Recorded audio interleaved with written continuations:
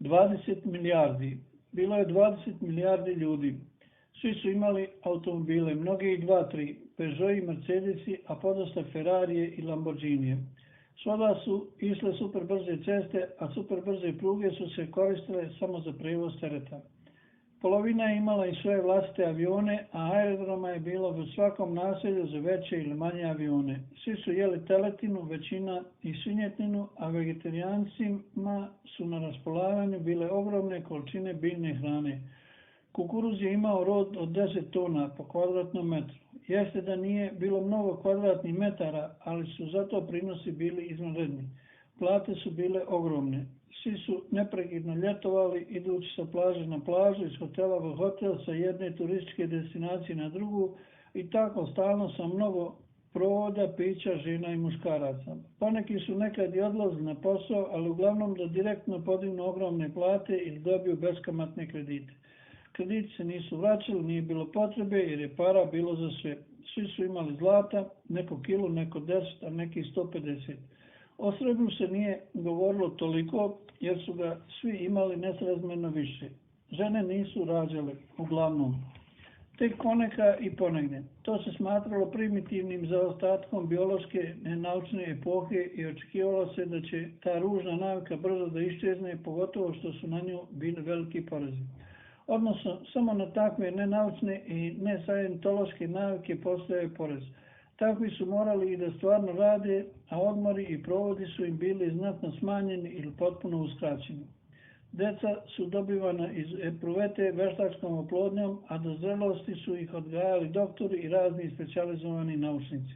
Nije se išlo ni u kakve škole pa ni studije. Sve znanje unosili su naučnici direktno u mozak putem elektroda i stimulisanja određenih delova mozga. Niko nije verovao ni u šta, odnosno svi su znali da je smisao života sreća, a ona se sastojala od jedenja, neprekidnog jebanja i stalnog sunčanja. A da, bilo je malo i stimulisanja elektrodama. Svi su bili sretni po čitav dan, a po noći naročito. Niko nije umirao, jer kad bi se iscrpla mogućnost dejstava na gene i umanjio efekat sredstava za pomlađivanje, jedinke su zaleđivane i slate u orbitu iza Marsa.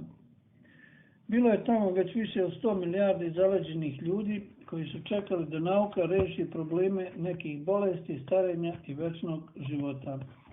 A kad se to desi, nauka koja sreću donesi, odvedit će ih da mogu opet da se jebu i sunčaju večno, jer je to nauka o sreći. Završeno. Rusi su bombardovali Istanbul. Ulične borbe su bile teške, ali nisu dugo trajale. Amerika je bacila jednu, pa potom drugu atomsku bombu na Saudijsku Arabiju. Bacili su i 3 na Pakistan. Indija je ušla u Karači. Francuska se uz pomoć Španije vratila u Alžir i Maroko. Tunis i Libija su se sami ponudili. Kinezi su uzeli Katar i Emirate. Vrlo brzo su ih prenaselili. Siromašni ljudi iz brazilskih i južnoameričkih favela dobili su zemljišne posjede od Mauritanije preko Nigerije do Sudana. Etiopiji su priključeni Somalija, Eritreja i Džibuti i uglavnom tako se to završilo. Čiste ruke. Srbi su otkidali glave jedan drugom. Neprijatelji su stajali sa strane, gledali i smijuljili se. Nisu morali ni ruke da prljaju. Pričekati da oni izvedu jednu ili više uništavalačkih akcija koje su već isplanirali. Zatim događajima po Saudi Arabiji svom raspoloživom snagom. To treba da bude toliko jako da izazove ogroman tsunami koji će juriti u svim pravcima ka Evropi, Rusiji, Australiji, Africi, čak i Americi i Kini. Tada taj strašni tsunami sačekati svim sredstvima kojima se takvi talasi mogu razbijati, topiti, sparavati, dezintegrisati. Time završiti jedno nepotrebno poglavlje istorije, a iz tog potopa kao Noe započeti novi bolji život. Pljuvanjem. Srbi su priglup narod, pa zato nisu ni imali državu. To se odnosi na sve Jugoslovene jer je svuda isto. ali su Srbi i ostali Jugosloveni dobre sluge, pa zato imaju razvijenu želju za odlaskom odavde, da bi tamo negdje služili jako gazdu koji zna da upravlja.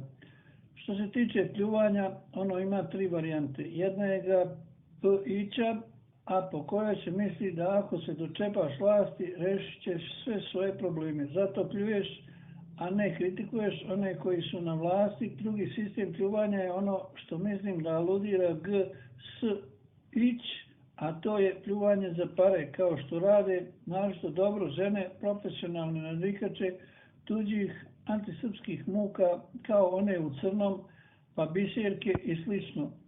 Treći vid pljuvanja bio bi to samo za neupućenje, jer se radi o kritičkom mišljenju, kao što je na primjer ovo napisano od ovog napisnika. U principu, Srbi pljuju Srbe jer ne smeju da popljuju bilo koga od drugih, jer drugi mogu vratiti batinama ili čime žešćim. Tako gomila Srba stoji, vrti se u klupku, pljuje se, a vešti među njima povremeno izađu iz vrznog kola, dobiju bakšiš i upusu od nekog od posmatrača i huškača i onda se vrate u gomilu, nađu onoga za koga su plaćeni i pljuju ga, a kome dosadi to mizerno pljuvanje, isti ti posmatrači odvode i prodaju gazdama da im budu poslušne sluge i verni robovi. To je priča sa staroplaninskog poluostrva i važi za sve, sem za Grke. Veliki stručnjaci bili su književni kritičari. Nikad nisu, istina, čitali knjige, samo rezultate za kladionice, i to na androidima pravljenim za nepismene, gdje su sve slike u koje pritiskaš prstom. Ali su bili književni kritičari, visoki, košati, snažni, a mrzovolje im nije nedostajalo, tek sretoše pisca.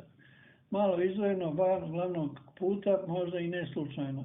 A šta ti ono pričaš? Više kao tvrđenje, ne kao pitanje. Šta si pisao?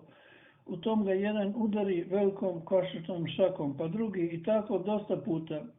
Ni jača književnost ne bi izdržala. Pade pisac, a oni odoše. Oš pisati. Nacistički krug. Prvo su vas postavili bijele visoke Arijevce. Onda su se naoružali i napali. Romani su klekli iz prve. Odupirali su se Sloveni, oni bolji. Mada su Arijevci pobili 25 miliona pripadnika te najljepše bijele rase. Mengele, doktor zlo, je vršio smrtonosne pokuse na ruskim zarobljenicima. Zarobljenici su pomrli teško i užasno, a Mengele je usavršio primjenu penicilina i vakcina. Pri svemu tome je izginulo i 9 miliona Arijevaca, nesavladive rase Njemaca, kako su učili nacisti. Većinom Njemačke zavladali su masoni koji su uzeli od nacista razno, a pogotovo raketu i vakcine. Raketu su zadržali za sebe, a njihova farmaceutska industrija je proširila vakcinu i upotrebu penicilina širom svijeta. Našto su ih kupovali narodi koji su se volili razmnožavati, ali ne i raditi. A kad je u tim zemljama prevagnula masa stanovništva nad mogućnošću ishrane toga stanovništva, masa se pokrenula. Prema onima koji su radili imali, ali nisu rađali. Prema romanskim zemljama, a naročito prema Njemačkoj. I tako je Mengele, koji je maštao plavim ženama koje rađaju dvojke i trojke, a pritom ubijao prekrasne Ruskinje i Ruse, Bjeloruse i Maloruse, počeo da pleše negdje u brazilskom ili argentinskom grobu. Nije bila ni salsa, kamoli tango, pogotovo ne samba. Samo se prevrtao i koprcao, pucale su kosti, sitnule se i drobile. U Mengelevoj Njemačkoj mali ili žgoljavi, nižerasni Semiti, Arapi, Cigani, crni i prljavi grupno su silovali raskošne, plave, bujne, arijevske Njemce. Niko im se nije suprotstavljao.